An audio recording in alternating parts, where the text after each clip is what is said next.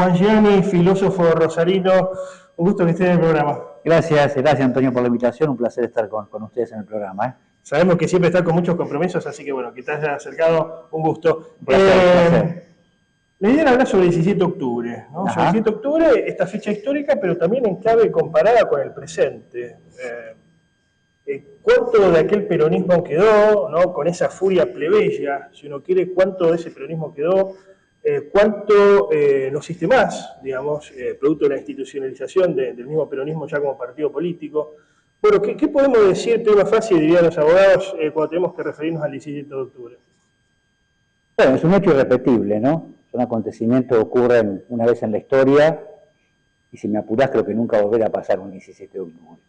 Que es un hecho inédito por razones que podemos analizar, no solamente en la Argentina, sino diría en toda América Latina. Es un acontecimiento que no solo funda una identidad política inexistente hasta ese momento, el peronismo, que continúa hasta ahora, ¿no?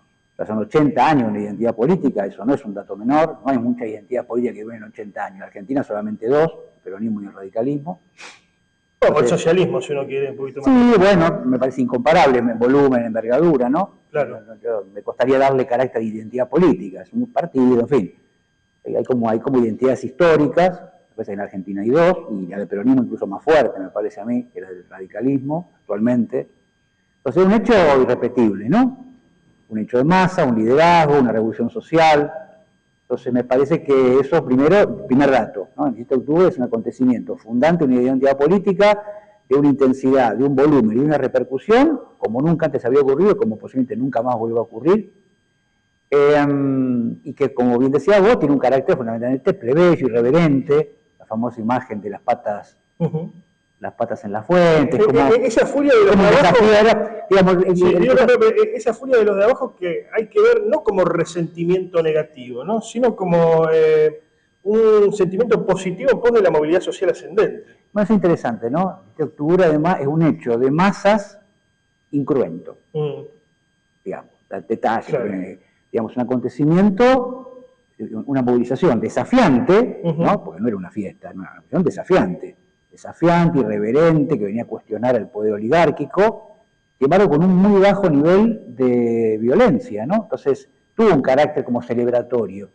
Eso es extraño, porque América Latina ha habido hechos de masas con represión, con muertos, muchos, ¿no? Tal vez no como el 7 de octubre, pero parecido. Y sin embargo, su final fue un final muchas veces trágico.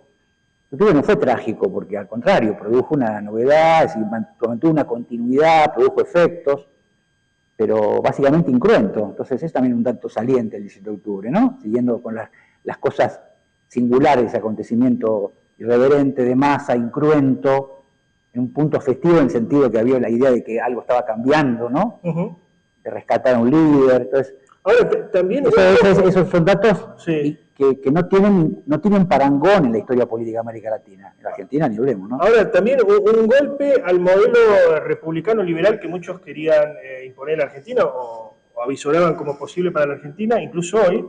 ¿Por qué? Porque emerge la figura de un caudillo, y un caudillo que de alguna manera va contra esa idea de la democracia y hasta si uno quiere contra la división de poderes, ¿no? ¿Por qué no decirlo? El peronismo de alguna forma y ese 17 de octubre fueron, ¿cómo podemos decir? La forma de sepultar una posibilidad cierta de tener una democracia liberal acá en Argentina. Bueno, el peronismo surge en el contexto de la crisis del liberalismo, ¿no? Eso hay que tenerlo bien claro. Una crisis que había empezado antes, había empezado después de la primera posguerra, y que en el 20 y en el 30, después de la crisis del 29, bueno, la crisis capitalista del 29, en una serie de acontecimientos que ponen en crisis el paradigma liberal progresista del siglo XIX, el modelo de la generación del 80, para decirlo rápido. El peronismo es la consecuencia del quiebre.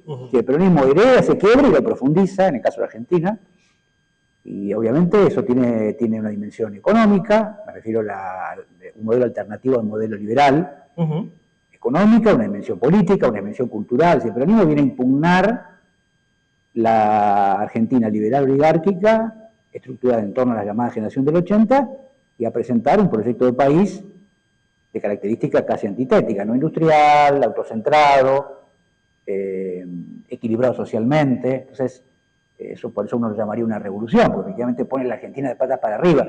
Una cosa que es importante sobre el 17 de octubre es que el peronismo irrumpe en la historia política argentina como un conflicto. Eso también es importante, ¿no? El peronismo aparece en la política argentina, digamos, destituyendo un viejo orden. Entonces, si uno puede decir, bueno, si hay un sentido histórico del peronismo, es ese, es decir, permanecer como fuerza que viene a cuestionar o a impugnar una visión excluyente, minoritaria y oligárquica de la Argentina. Por supuesto, la Argentina del 40 es incomparable con la de ahora, uno no puede traspolar hechos, eso no se puede hacer. Pero sí hay como un espíritu, de alguna manera, y que yo creo que es una cosa que respecto al tema del presente, por supuesto que sería difícil equiparar los peronismos de los últimos años con el peronismo del 40, por muchas razones, pero sin embargo es cierto, y esto no es un dato menor, que el peronismo, aún en sus versiones más moderadas, le sigue molestando al pueblo oligárquico.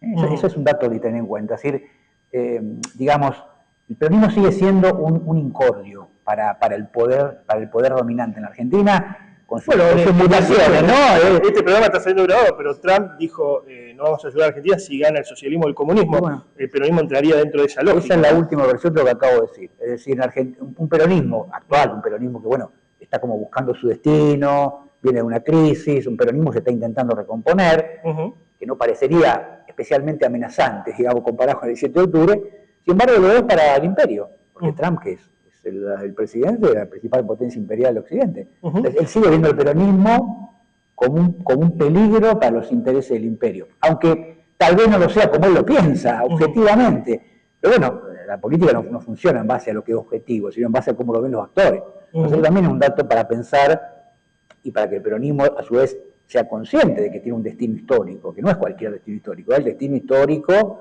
que le dio origen el 17 de octubre.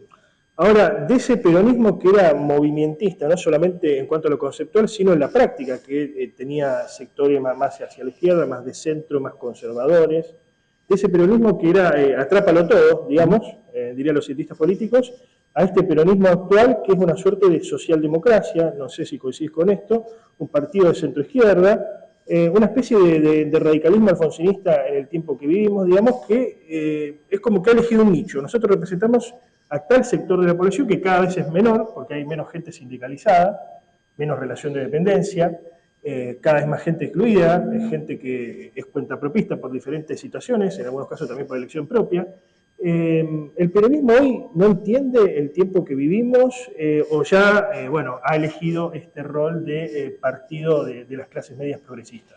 Yo tengo una visión más compleja del peronismo, ¿no? El peronismo, digamos, uno tenía que hacer una historia larga, y obviamente no es el momento de hacerlo, pero yo creo que su momento reciente más, por decirlo así, más potente, que es el kirchnerismo, ¿qué hizo? Intentó, en mi opinión, conciliar una recuperación de la tradición nacional y popular con un conjunto de demandas y de actores que ya no son los del 40. Es decir, hay temas, digamos, a veces la crítica a la deriva que se llama progresista del peronismo parte del error de que la trama social y la agenda política de la Argentina no es la agenda política y social del año 40, porque han surgido otros actores, otras demandas, porque pasaron cosas, por ejemplo la dictadura militar del 76. Entonces, me parece que el peronismo ha intentado, y tiene que seguir intentando, mantener un esfuerzo que sí tiene que ver con el peronismo originario, que ¿cuál es?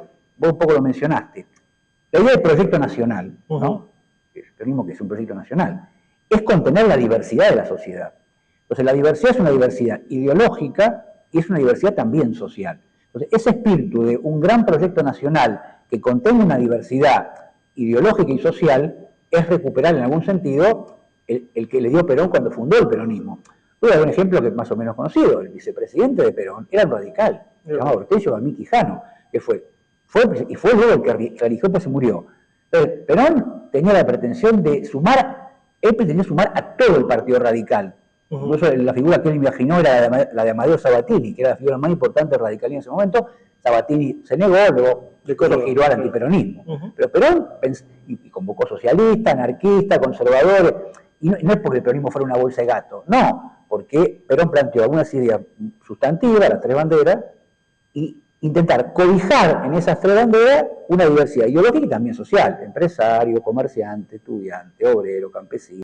Perón era una figura que iba a elecciones y sacaba el 64, 60 y pico por ciento de los votos. Hoy el peronismo no es eso, es bastante menos que eso. Entonces, hoy el peronismo tiene que construir una mayoría electoral y social que Perón tenía. El peronismo hoy no la tiene, de hecho ha perdido elecciones, en democracia. Entonces, eso implica una tarea pendiente, y bueno, veremos qué ocurre en los próximos tiempos, ¿no? Juan Giori, muchas gracias. Bueno, muchas gracias por la invitación y que tengan buen día.